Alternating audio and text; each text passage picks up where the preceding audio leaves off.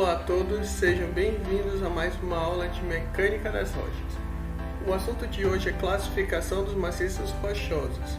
Então, o foco hoje é no GSI, Geological Strength Index, que é o índice de resistência geológica, tá? De quanto que o maciço vai ser capaz, vai ter aquela coerência, tá? Ele vai ser mais difícil de sofrer qualquer tipo de quebra, por assim dizer.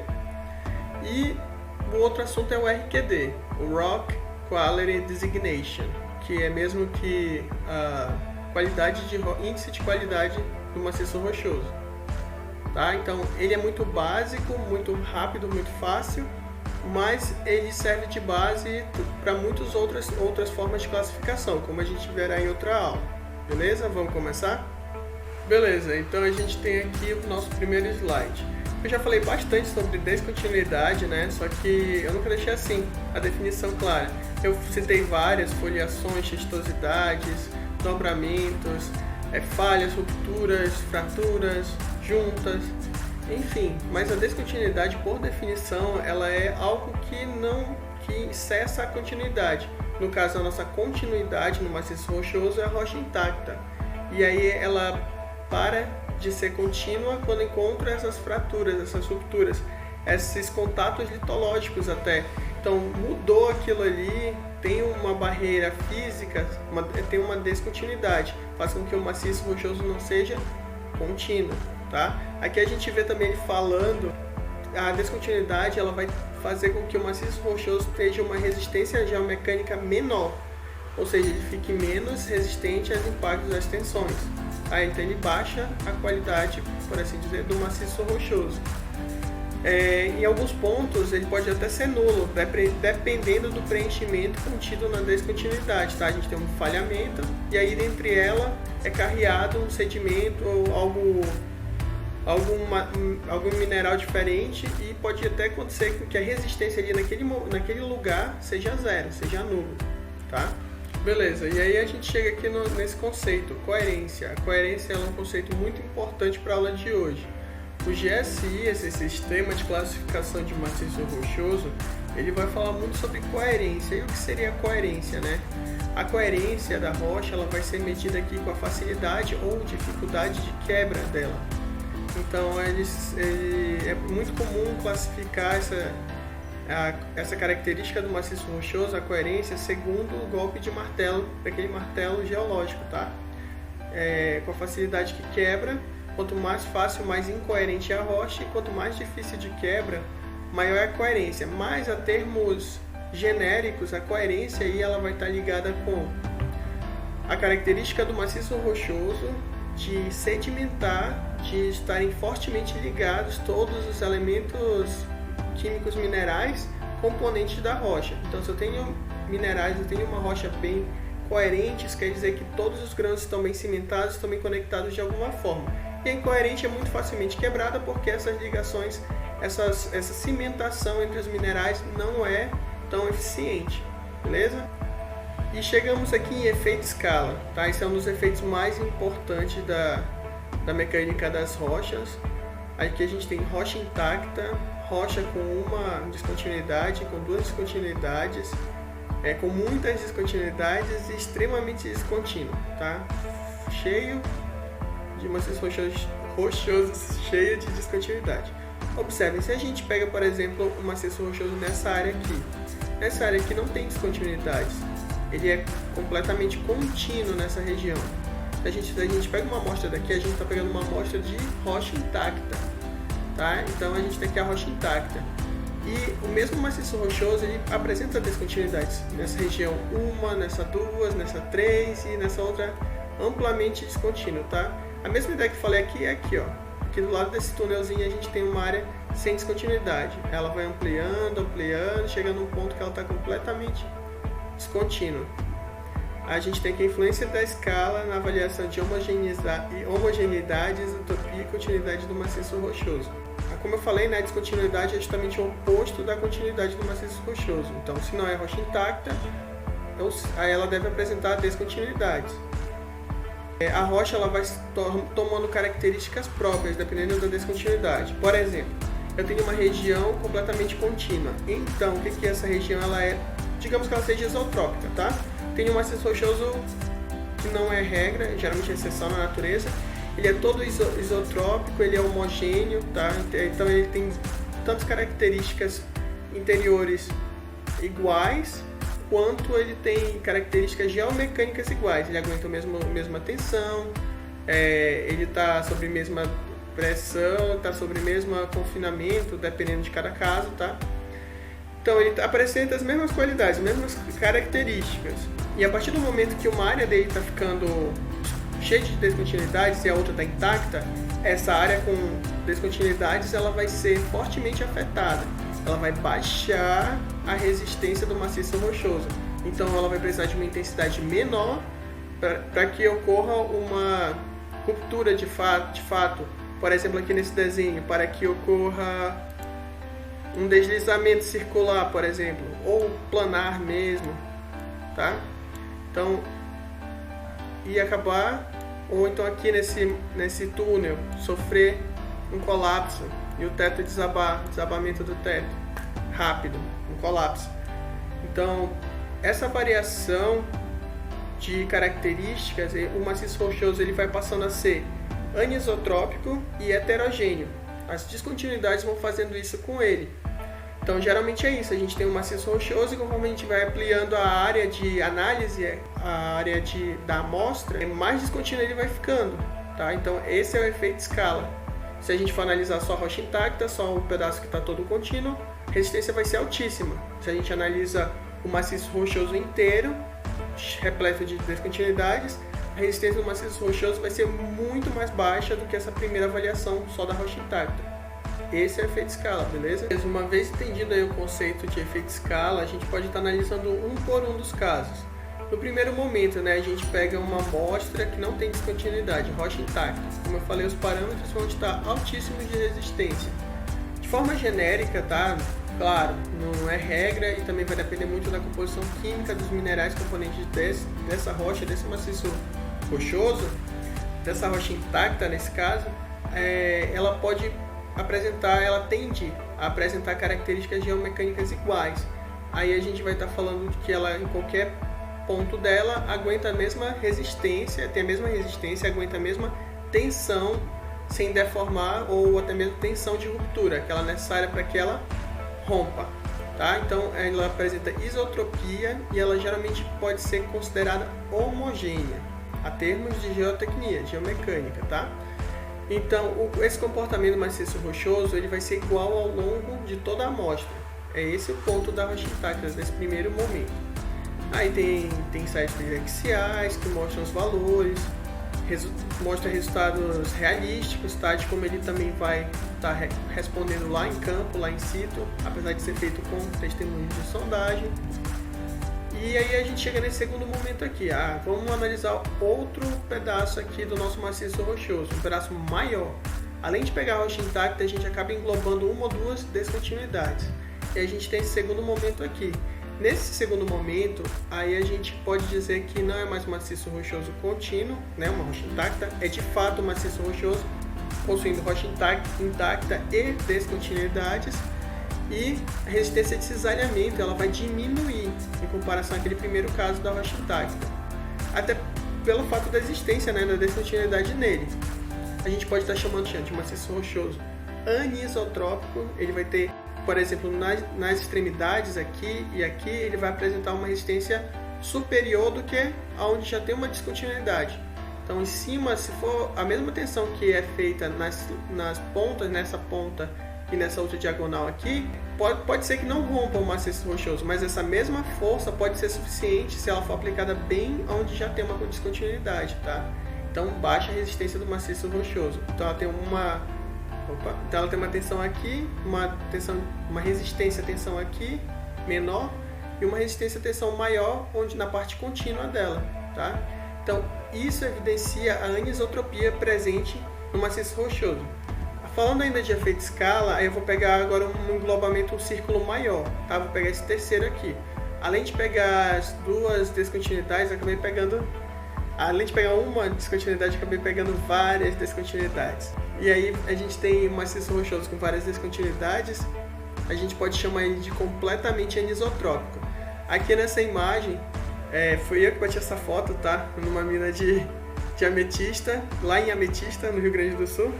E a gente pode perceber aqui várias descontinuidades com uma cara assim, um maciço rochoso com uma cara bem parecida com esse desenho, olha.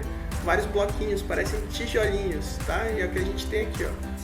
Vários blocos ao redor do minério lá de interesse, no caso.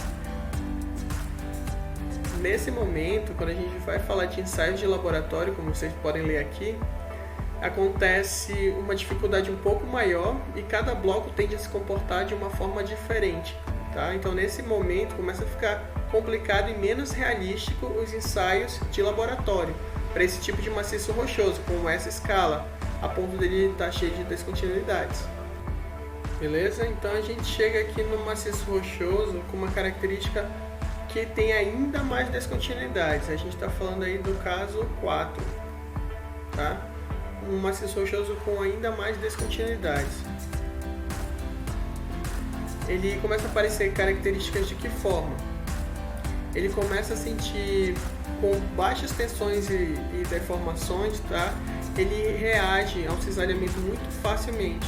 Ele sofre muita dilatância e contração térmica, ou seja, ele vai fazendo esse movimento de contração e de dilatação de acordo com estações do ano, ou de repente outros fenômenos climatológicos, e aí ele começa a ficar menos coerente, tá? A coerência dele vai decaindo nesse sentido.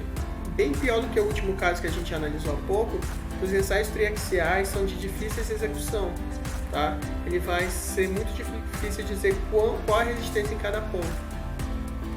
Vai ficar bem limitada a questão de análise em laboratório. Nesse momento aqui, a gente tem um maciço rochoso extremamente fraturado, tá? A gente está falando do caso aqui dessa imagem, desse caso 5 aqui, ó, altamente, tá? Aqui embaixo, altamente descontínuo. Então, essa descontinuidade muito elevada, ela vai dar um maciço rochoso as características similares ao de solo, tá? Uma resistência de um solo. Só que as descontinuidades são muito aleatórias, a localização. Em termos de localização física, então varia muito aonde que as descontinuidades estarão ocorrendo. Nesse caso, o ensaio triaxial ele é fácil de fazer, só que a questão de formar, de criar o corpo de prova é que sai caro. Então dificilmente ele é feito em laboratório nesse caso. E ele tem características isotrópicas, isso mesmo. Ele passa a ter a mesma resistência ao longo do maciço inteiro. Por quê? Porque as descontinuidades nesse momento elas já estão completamente ou majoritariamente preenchidas. Esse preenchimento vai dar uma característica mais uniforme, mais isotrópica do material rochoso, certo? E aqui esse último caso ele não está lá na escala, viu? Na escala ele não é apresentado naquela imagem lá, é idealizada da escala, do efeito escala. Essa aqui, essa é a imagem do diagrama idealizado do efeito escala, tá? Que a descontinuidade ela vai aumentando certinha, bem fácil de visualizar naquela imagem. Nesse ponto aqui eu tenho um maciço rochoso com descontinuidades, posso estar chamando aí de possui blocos soltos. Ele pode estar sofrendo aí rotação, ou seja, pode estar causando, além de desprendimento de blocos, que é uma matéria que a gente vai ver mais na frente, depois de movimento de massa, ele também pode estar causando até tombamento, tá? Dependendo da onde em relação à face do talude ele está acontecendo. Mas o que é importante nesse momento é que na análise de laboratório, no ensaio de laboratório, ele vai ser realizado a gente viu na última aula, aquela caixinha quadrada. Uma caixinha quadrada com os esforços cisalhantes. Então, é muito mais fácil analisar esse tipo de maciço rochoso para dar valores reais, comparado com o que acontece em situ, quanto ele aguenta de resistência ao cisalhamento, que ele está mais sujeito a isso, ao cisalhamento nesse caso. Tá? Eu tenho um bloco que nem está tão fraturado quanto aquele último que eu mostrei, que parece um solo, tá? Então ele não está unido, ele não está muito cimentado, bem ruim. Só não tão ruim quanto o do último caso, que parecia solo.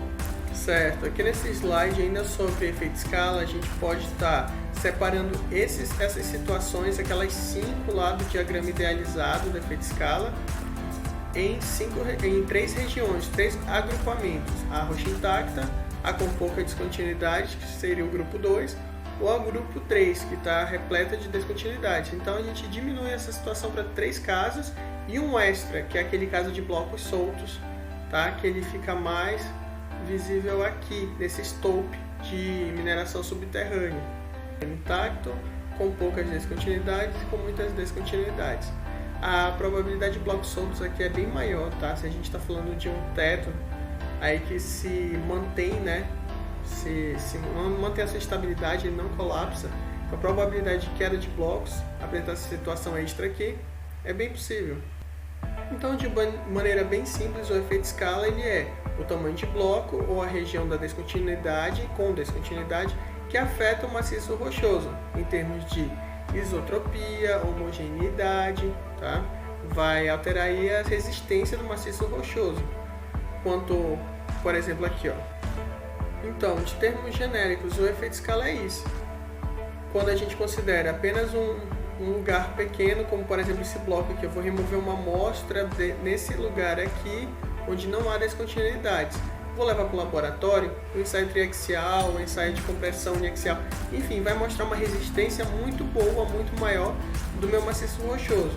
Agora, se eu pego ele em uma área maior, além dessa parte intacta, pego também um pouco da descontinuidade, 2 descontinuidades que sejam, a resistência vai cair muito, principalmente nesses pontos de descontinuidade. Eu vou ter aí o que eu posso chamar de uma resistência média, tá? E não vai ser nem tão resistente às tensões quanto a rocha intacta, nem tão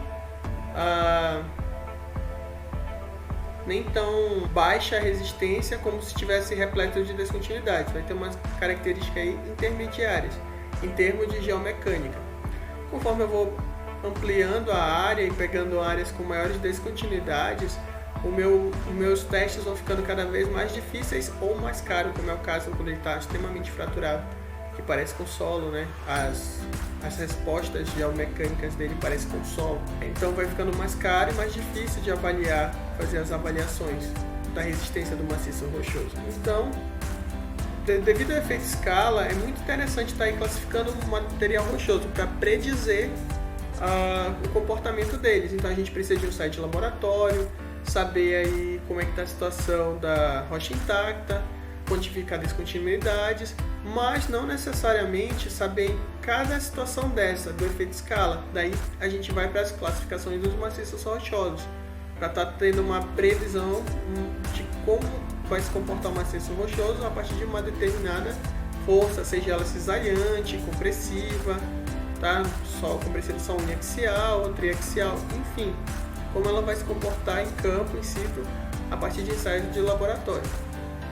E aí a gente começa pela avaliação que eu considero a mais simples e a mais subjetiva delas. A gente tem aqui, ó, por exemplo, um furo de sondagem. Então tá, o GSI ele pode trabalhar com furo de sondagem? Pode. Tá? Geralmente ele trabalha com afloramentos, mas é possível fazer ele com furos de sondagem, fazer essa avaliação com testemunhos de sondagem. Tá? Aqui a gente tem um testemunho sem nenhuma descontinuidade, uma perfuração impecável, uma coerência muito boa do material. Então a gente tem a amostra ZG1, tá? Com altíssima coerência. Observe que esse gráfico aqui é justamente o GSI. E o GSI ele vai em cima exatamente do que? Dos parâmetros isotropia e homogeneidade do material rochoso. Tá? Então a qualidade ela vai diminuir nesse sentido, da esquerda para a direita de vocês. Espera aí.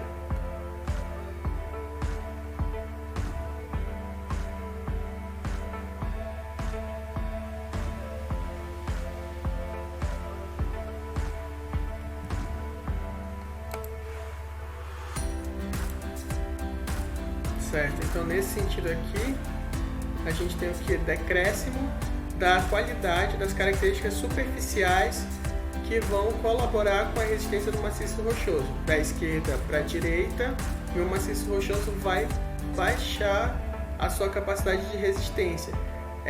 de acordo com suas características superficiais. Uma das mais evidentes nesse caso é a alterabilidade. Então, quanto que o intemperismo já afetou a rocha, tá? Quanto ela já perdeu de resistência na área superficial. E nesse sentido cima-baixo aqui do gráfico, tá quase reto, né, pessoal? Nesse sentido aqui, cima-baixo do gráfico, vai baixando o que da rocha? A coerência. Então, quanto mais lá embaixo, menor a coerência. Então, os piores, digamos assim, maciços rochosos avaliados estão nessa região aqui, e os melhores, os mais coerentes, os com maior resistência às tensões, estão aqui nessa área, tá? E em alguns momentos do gráfico não significa nada, tá? Não existem valores aqui, é impossível existirem valores nessas diagonais.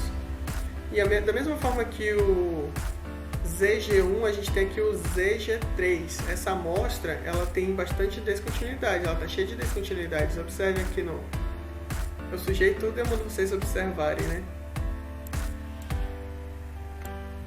Pronto, veja se agora está melhor de visualizar, sem o rabisco.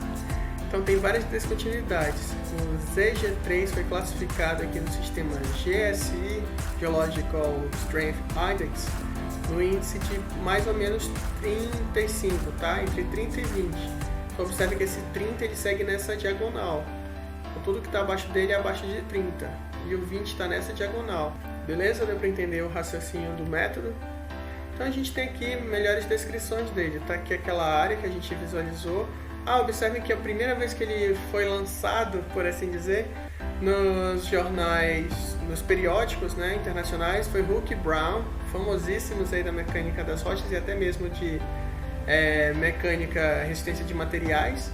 Em 97 eles trabalharam com as classificações das rochas e gerou 4 situações diferentes, tá, do maciço rochoso, 4 em termos de quantidade de descontinuidades diferentes. Conforme vai ficando mais descontínuo, vai baixando a coerência do material rochoso.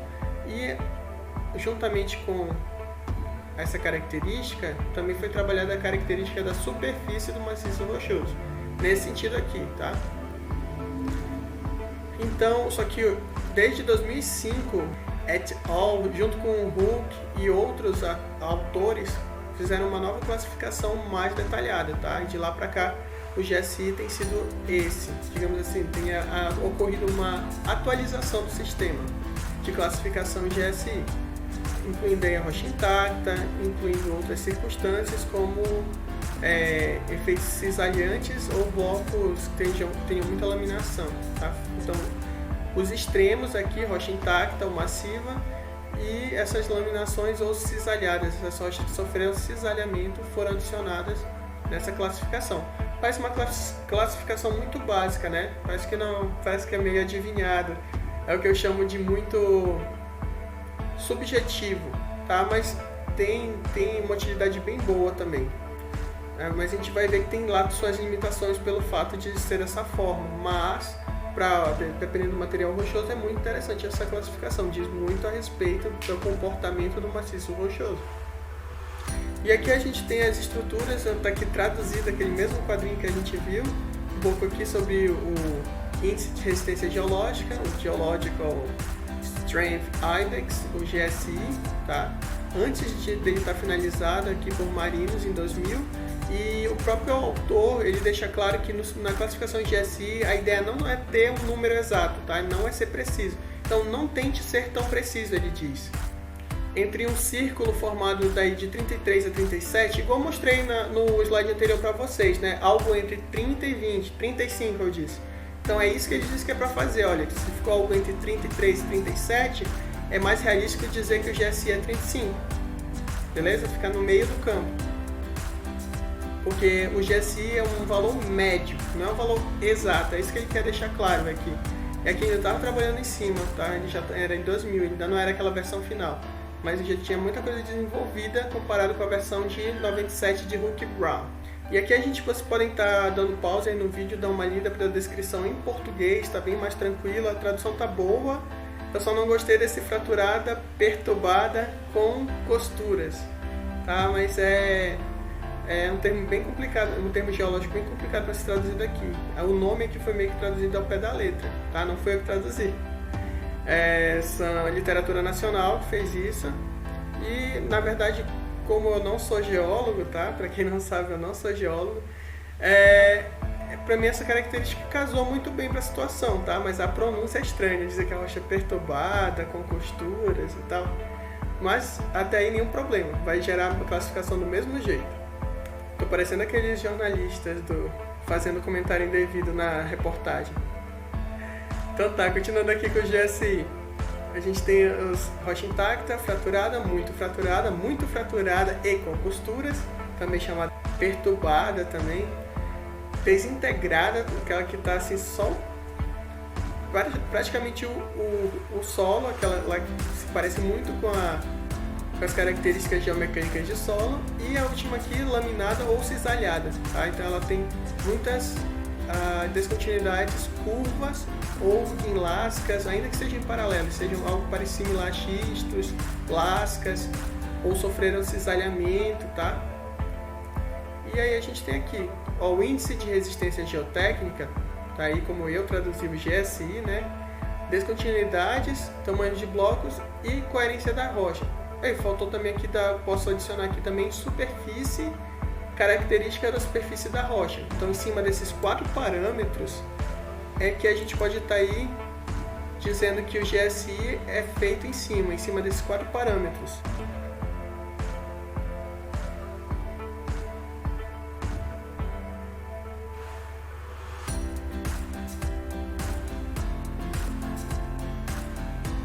Beleza?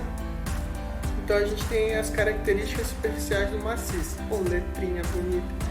Então nessa situação a gente vai falar principalmente da alterabilidade, que é uma característica do maciço rochoso que afeta essencialmente a superfície, a área superficial da rocha, tá? Beleza? Eu dei uma modificada aqui no GSI para caber aqui no slide. A gente tem aqui, ó, no sentido esquerda para direita, aqui em cima, ó, nas colunas, a gente tem condições da superfície muito boa, boa, razoável, pobre ou muito pobre. No sentido de quê? No sentido de contribuição ou não com a competência do maciço rochoso. Então, se ela é bem competente, ela vai estar nessa região aqui, nessa coluna. Se ela é pouco competente, mas ainda é competente, nessa coluna. Se ela é razoavelmente competente, nessa coluna. Pobre e muito pobre. Mas essa competência do maciço rochoso inteiro? Não, eu vou estar falando só da superfície do maciço rochoso. Daí a importância da alterabilidade do maciço rochoso, como o temperismo já agiu sobre a região superficial da rocha. Tá? E aqui, imagina que eu rotacionei essas descrições aqui, muito boa, boa, razoável e pobre, tá? Daqui de cima, aqui para baixo, tá? Rotacionei elas, então tem aqui muito boa, aí vocês podem estar avaliando aqui quais são as características consideradas muito boas em termos de resistência às tensões. Rugosidade é uma característica positiva da descontinuidade. Quando a superfície ela é nova, ela é fresh, né? Ela não é intemperizada. Quando ela é boa, quando ela apresenta rugosidade, levemente intemperizada. Então tá, tem aqui as características e vocês podem estar avaliando com mais cuidado. Se quiserem, dê um pause, dê uma lida aqui. Essas características que são consideradas positivas, essas que estão mais em cima, ou negativas, as que estão mais embaixo, em termos de competência de maciço rochoso na região superficial do maciço. Então a gente chega nesse slide aqui do exemplo para deixar mais claro o que eu falei sobre o GSI. Então o maciço avaliado é esse da foto. Observem que ele tem várias fraturas, né? Aqui ele chamou na descrição como talude exposto de uma mina a céu aberto. Então tá, a gente tem uma lavra em bancadas provavelmente. E essa aqui é a parede de uma face de talude, né? Uma parede da bancada. O certo é falar face do talude, tá? Então a gente vê muitas fraturas no maciço rochoso, ele todinho. Então é formado por a união de algumas descontinuidades, algumas bastante, né? Blocos angulares coesos de andesito.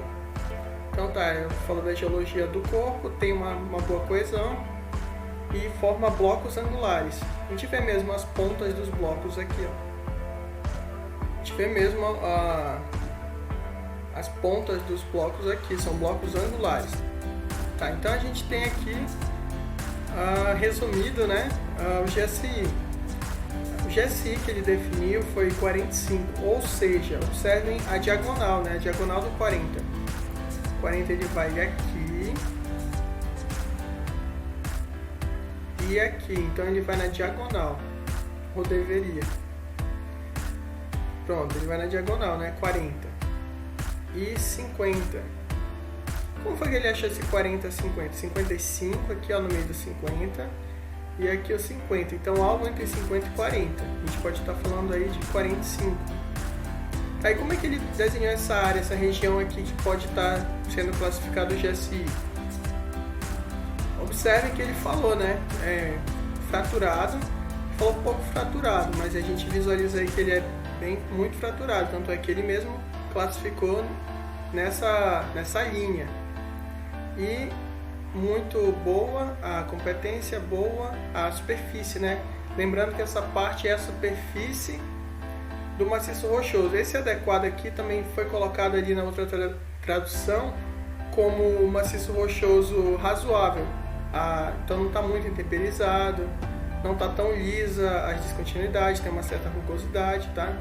Então o encontro desses dois, pelo que ele considerou, foi entre 50 e 40. Tá? Poderia, dependendo de quem estivesse fazendo essa avaliação, ser entre 60 e 50, tá?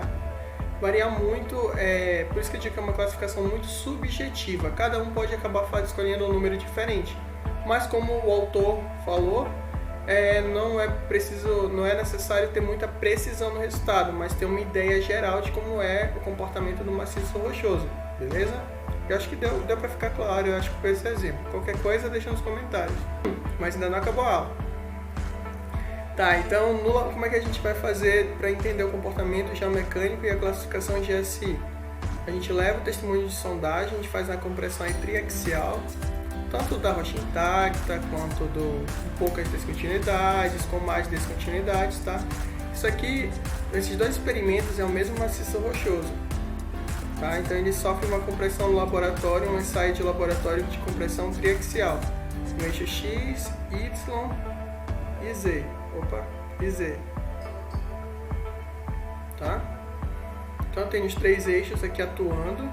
O eixo mais forte, o eixo que vai exercer uma tensão maior sobre o corpo, eu vou estar sempre chamando de sigma 1. E a tensão menor geralmente é chamada de sigma 3. Às vezes eles ignoram do meio e chamam de sigma 2, tá? Mas como é uma compressão triaxial, o ensaio de laboratório em questão, é sigma 1 e sigma 3. Beleza? Então, os resultados obtidos foram colocados aqui. Quando a gente diz que, nesse maciço rochoso está num momento, numa fase que indica que o GSI ele é 45, mais ou menos, a deformação, o módulo da deformação em gigapascal desse maciço rochoso é de aproximadamente 10, tá? Quando esse mesmo maciço rochoso ele apresenta o índice GSI de 100, a gente vai ter um gigapascal, tá quase reto, né, pessoal? A gente vai ter aí uns 90 mais ou menos gigapascal de deformação em módulo de deformação.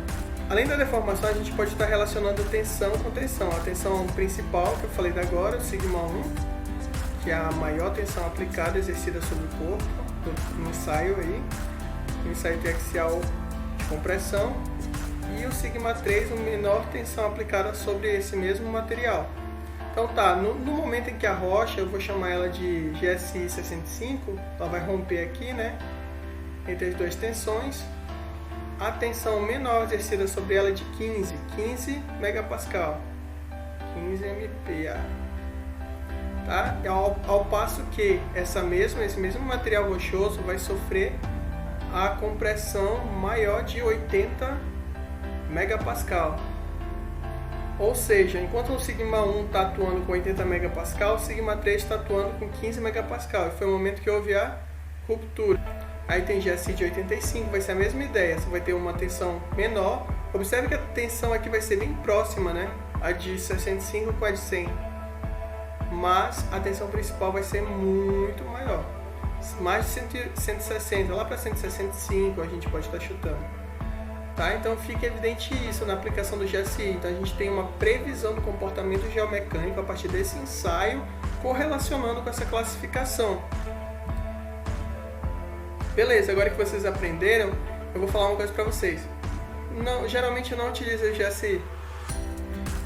Pois é, o GSI ele não é recomendado em alguns casos específicos, como areia, qualquer material rochoso solto, qualquer seja sedimento, areia e tal, ele não vai poder ser avaliado segundo o GSI, tá? Porque tem que ser coisas que tenham coesão. Como as partículas da areia são soltas, não pode ser avaliado pelo GSI.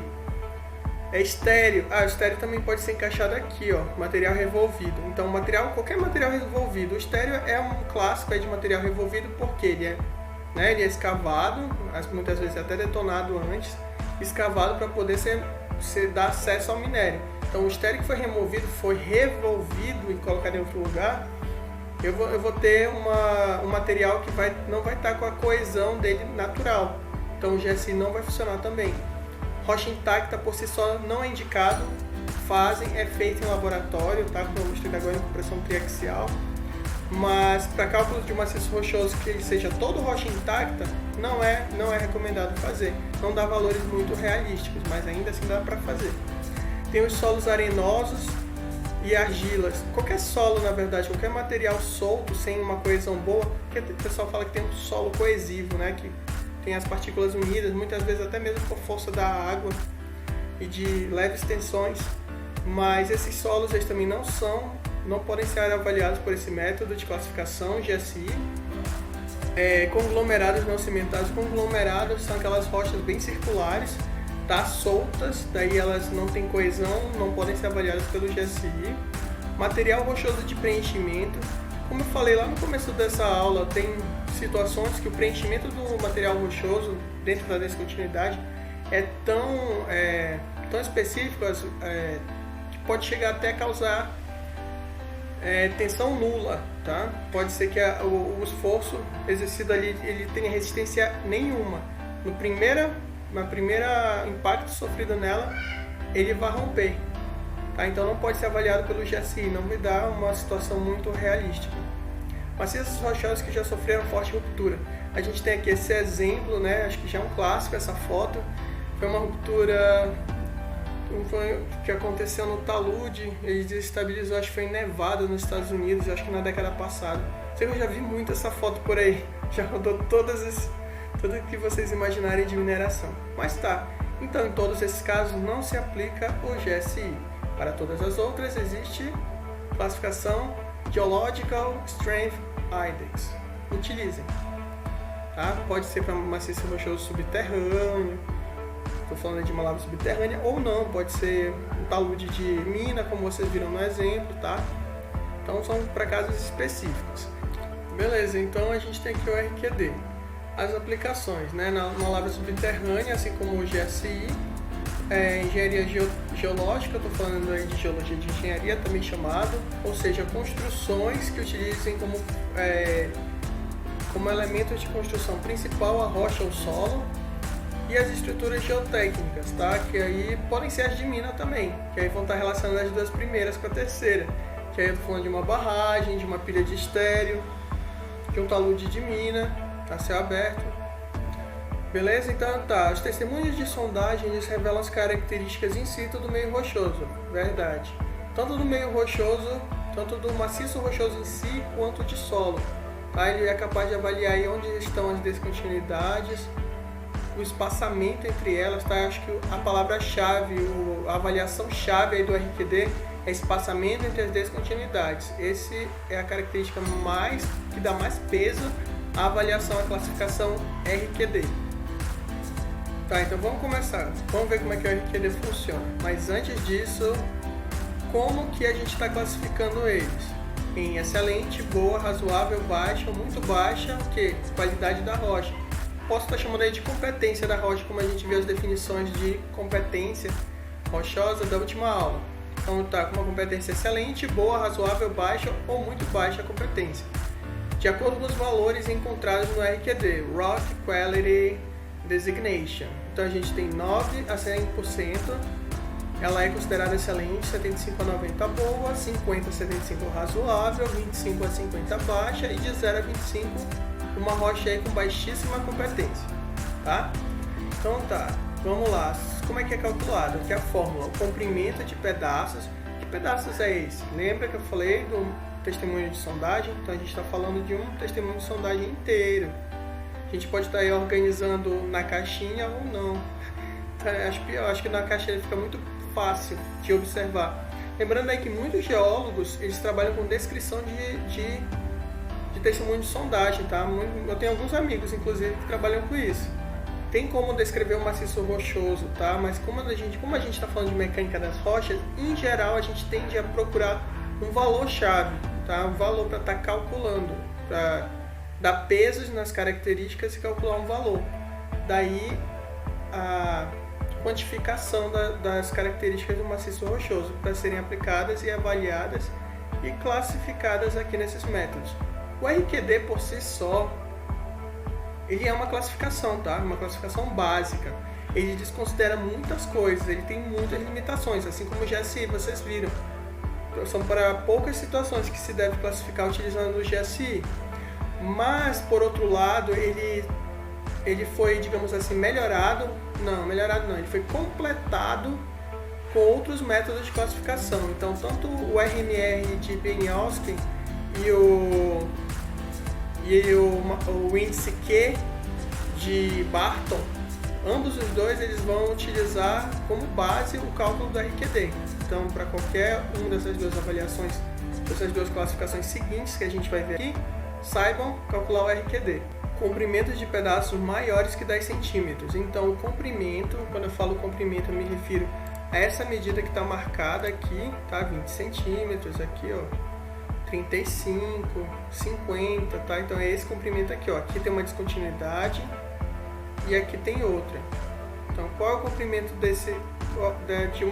entre uma descontinuidade e outra? Isso é a medida do espaçamento. Beleza? Então essa é a medida do espaçamento entre as descontinuidades. Então quando o espaçamento ele for maior que 10 centímetros, a gente vai entrar nessa conta aqui, na conta do RQD. Se não for maior que 10 centímetros, não entra, ele é desconsiderado. O que de certa forma é assim um limitante do método, né? Mas dependendo das formas aí do maciço rochoso, é interessante a classificação dele por si só. Tá, e aí como eu disse é dado em porcentagem, então a gente vai multiplicar esse valor por 100% e dividir pelo comprimento total dos testemunhos. O comprimento total seria o quê? Então eu tenho o meu testemunho aqui de sondagem, tá? Então são as descontinuidades. Tá? Então o comprimento total do testemunho de sondagem é nesse sentido aqui, ó. Tá? Digamos que eu tirei da caixinha e coloquei ele na ordem, um debaixo do outro, e é o comprimento inteiro. É muito fácil verificar o comprimento, não precisa nem tirar da caixinha, na verdade, tá? O comprimento ele é anotado aqui, ó. Ele vai sendo anotado ao longo da caixinha. Eu acho que eu vou ter uma caixinha melhor para mostrar para vocês depois. Mas ele é anotado o comprimento dele, às vezes é em metros, às vezes em centímetros, tá? Mas tem como ver. Então esse é o comprimento total, esse é o meu denominador da fórmula.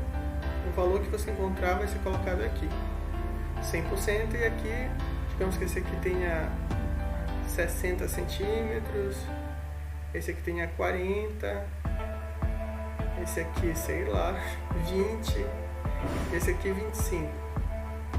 Então eu tenho 60, 40, 100, 120, 145. 145 ou 1,45 m. Como eu vou dar em centímetros aqui, tenham ciência de estar na mesma unidade, né? Se eu vou jogar em metro aqui embaixo, jogo em metro em cima, tá? Então vai dar um valor, que aí dependendo do valor, vai ser uma dessas porcentagens aqui da tabela, tá? Então eu acho que deu para entender, vamos fazer na prática para ver se realmente foi entendido, tá? Bora lá. Beleza, então vamos calcular aqui o RQD, né? A gente tem aqui, tá em milímetros, tá? Tá tudo em milímetros? Tá tudo em milímetros. Ah, esse aqui é o modelo, é o exemplo base. Esse exemplo já foi repetido em 1.999.000 Livros diferentes ele foi replicado, tá? É o cálculo original do RQD, a primeira publicação internacional com o método de Deer and Deer em 1988. Ficou bem americano esse meu sotaque.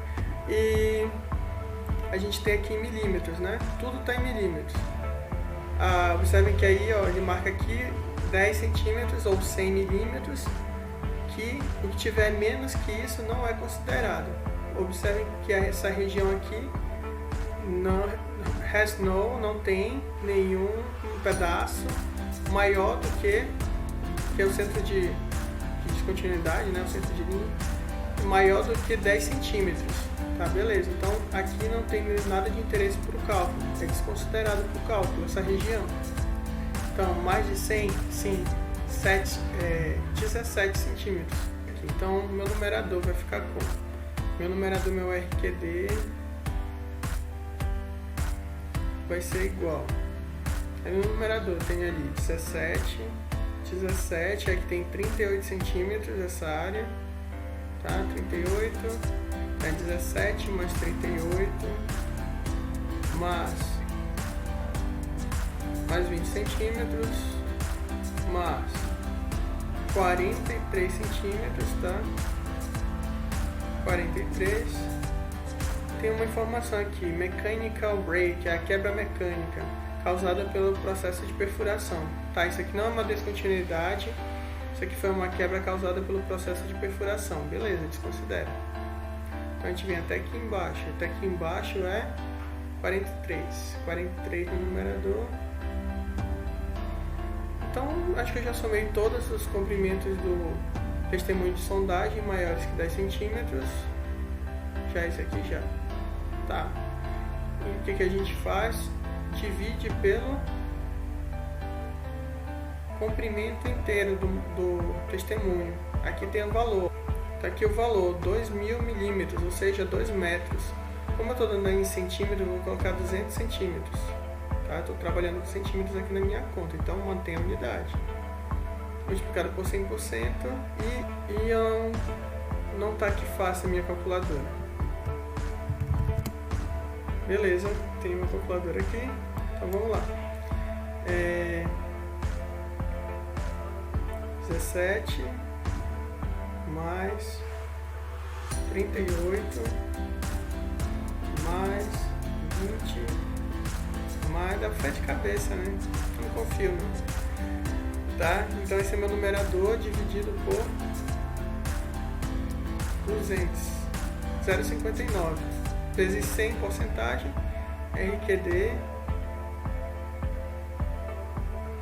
igual a 59 o que? Por cento. E isso significa o que? Vocês lembram lá na tabela? Aqui.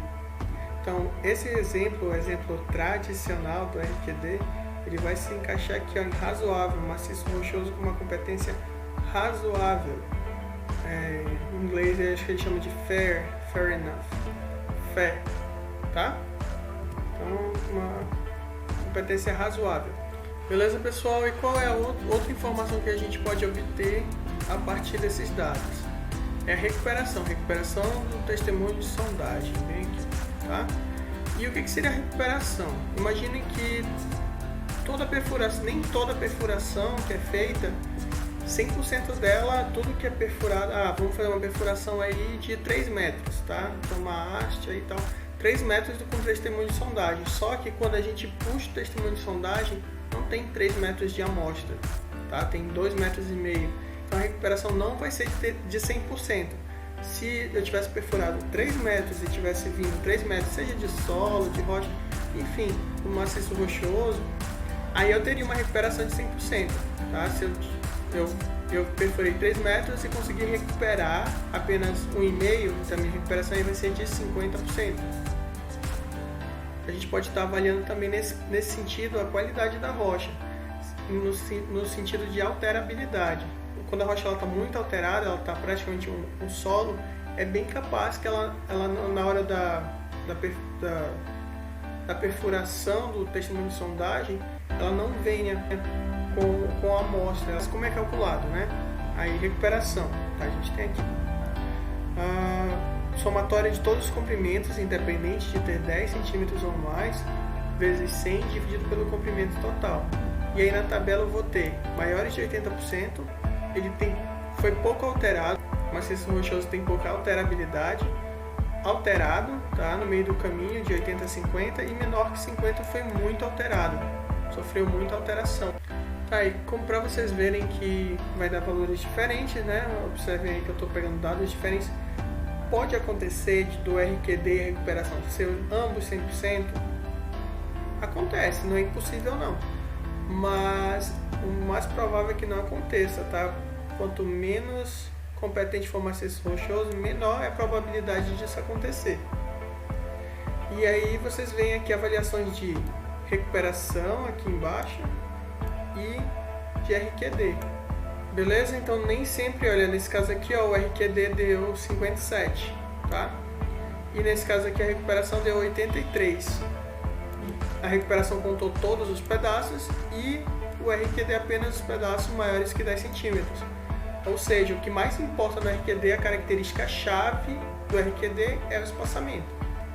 A gente tem aqui 38, 17, 10, esse 10 vai contar? Vai contar. 20, 35, tá? E a gente observa aqui que teve uma quebra. A perfuratriz quebrou e não trouxe uma parte da amostra. Vocês lembram qual era o comprimento da perfuração em si? Beleza. Então eu tenho aqui 2 metros no meu denominador da recuperação, ou 200 centímetros, tá? E aí eu vou somar todos. Então eu tenho aí meu 38, mais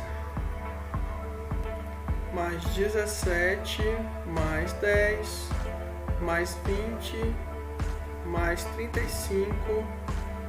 E aí a gente tem uma quebra, né? Provavelmente não é 100%. Não consegui recuperar tudo. Bora ver quanto é que dá. Então minha recuperação, nesse meu exemplo clássico aí, vai ser igual a 38 mais 17 mais 10 mais 20 mais 35 dividido por 200, tem mais, um pouco mais de 50%, olha, 60%. A minha recuperação foi só de 60%. Isso vai influenciar nos resultados de RQD? Vai. Tá? Eu tenho uma amostra menor do que eu poderia ter para fazer essa avaliação. Ou não, de repente ela pode ser bem representativa, tá? Vai depender muito de cada caso. Beleza, então a gente tem aqui o suporte primário, tá? E o que seria esse suporte primário? Que relação ele tem com o RQD? É o seguinte, a partir dos valores de RQD, que a gente tem aqui nesse gráfico no eixo X, ou no eixo Y, 25, 50, 75 e 100, tá? Eixo Y, esses valores de RQD, eles podem sugerir um determinado suporte para uma escavação subterrânea, tá? Um túnel. Dependendo da largura do túnel, ele pode sugerir um suporte primário ideal, tá? Ele é bem utilizado, ele é válido esse estudo, ele é bem utilizado quando a gente tem poucas informações e também quando a gente tem um maciço rochoso de boa competência, de boa coerência, tá? Própria mesmo de escavações de túnel, que tendem a ser autossuportadas, mas nem sempre. Tá? Então a gente tem aqui o RQD.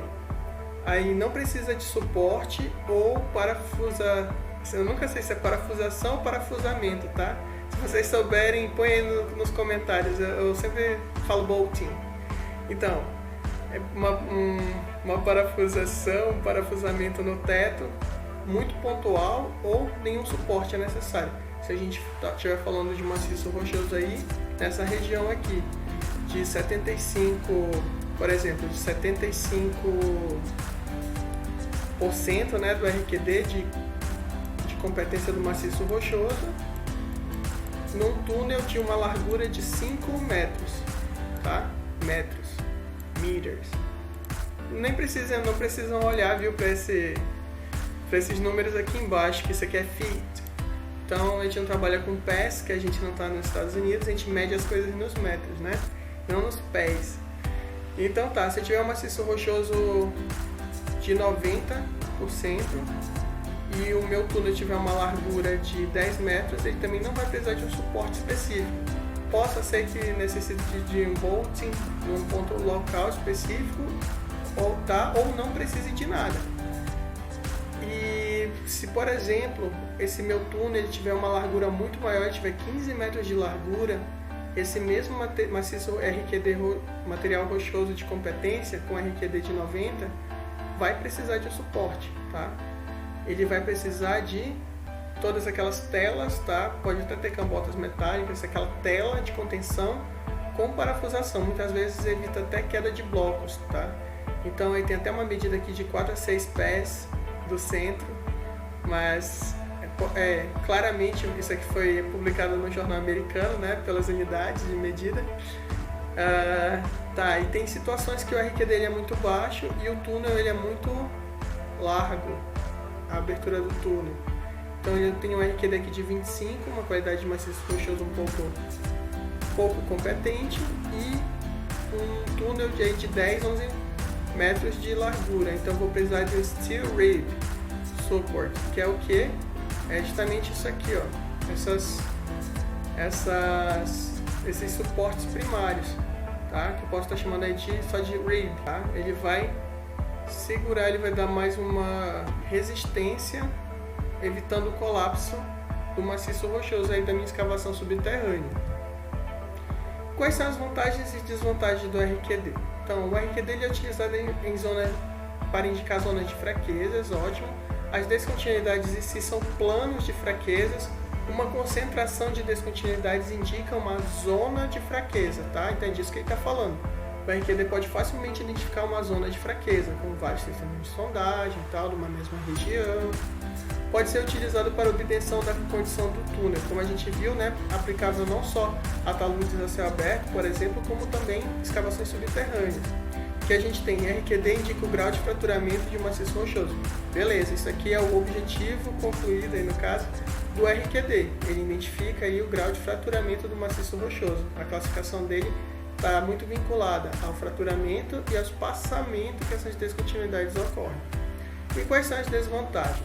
Não leva em conta características de descontinuidades, como por exemplo a orientação. Tá? Dependendo da orientação, pode ser mais fácil que aconteça alguma ruptura se tiver em determinada orientação, ou se estiver a favor, se a orientação estiver a favor ou contra a mini escavação subterrânea, por exemplo, tá? Então isso depende.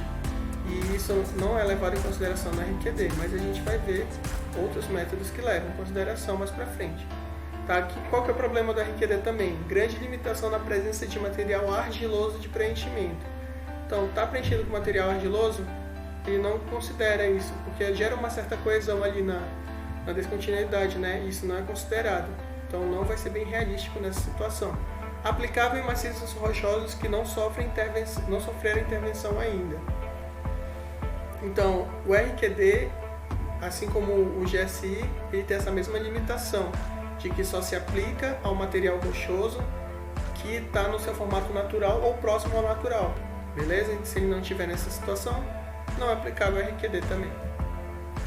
Bom, essa foi a aula de hoje de classificação dos maciços rochosos. Eu espero que vocês tenham gostado. Qualquer coisa, deixa nas descrições aí dúvida, questionamento, beleza? Obrigado pela atenção.